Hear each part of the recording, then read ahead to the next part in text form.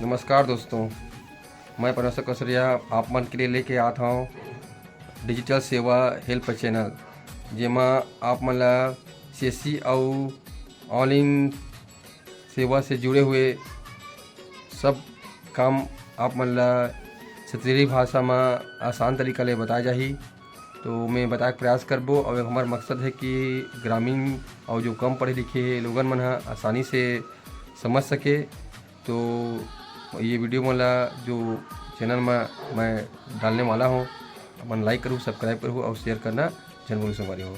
जय जोहार, जय छत्तीसगढ़।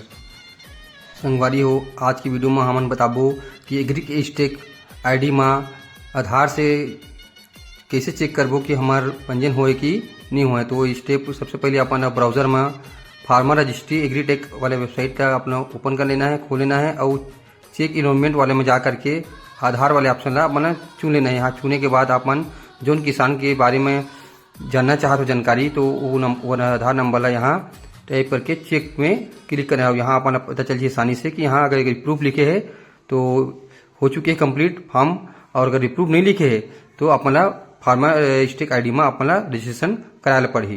तो जानकारी कैसे लगी संगवारी हो, लाइक करूँ, सब्सक्राइब करूँ और ये चैनल ला